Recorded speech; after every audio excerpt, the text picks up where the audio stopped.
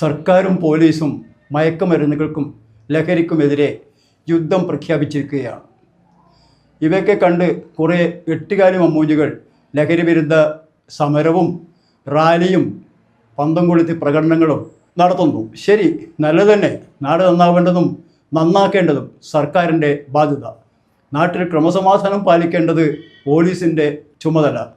അവർ അവരുടെ പണി 200% ആത്മാർത്ഥതയോടെ ചെയ്യുന്നു. പക്ഷേ ശരിക്കും ഈ പിടിക്കപ്പെട്ട കേസുകളിൽ എത്ര എണ്ണം ശിക്ഷിക്കപ്പെട്ടിട്ടുണ്ട്?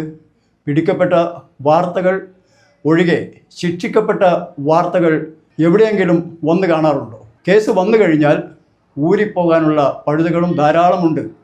എന്തിനേറെ കഞ്ചാവ്, MDMA ഇവയൊക്കെ ഇത്ര ഗ്രാമിൽ കൂടുതലാണെങ്കിൽ മാത്രമേ റിമാൻഡ് ചെയ്യുകയുള്ളൂ. ഇല്ലെങ്കിൽ പെറ്റി കേസ് എടുത്ത് വിടുകയുള്ളൂ.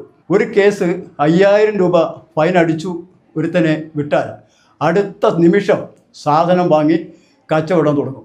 ഫൈൻ അടിച്ചതിൻ്റെ ഇരട്ടി ഒറ്റ ദിവസം കൊണ്ട് അവൻ ഉണ്ടാക്കും. ഇതൊന്നുമല്ല രസം.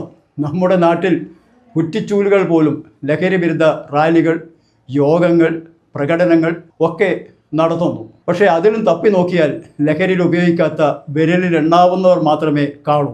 ഈ കപട സദാചാര ലോബികൾ ആണ് നാടിനെ ഉദ്ധരിക്കാൻ പുറപ്പെട്ടിരിക്കുന്നത്. ശരിയാണ്, തെരഞ്ഞെടുപ്പ് അടുക്കുമ്പോൾ വോട്ട് പിടിക്കാൻ കിട്ടിയാലും ഇല്ലെങ്കിലും ഈ ഷോ നടത്താതെ ഗത്യന്തരമില്ല.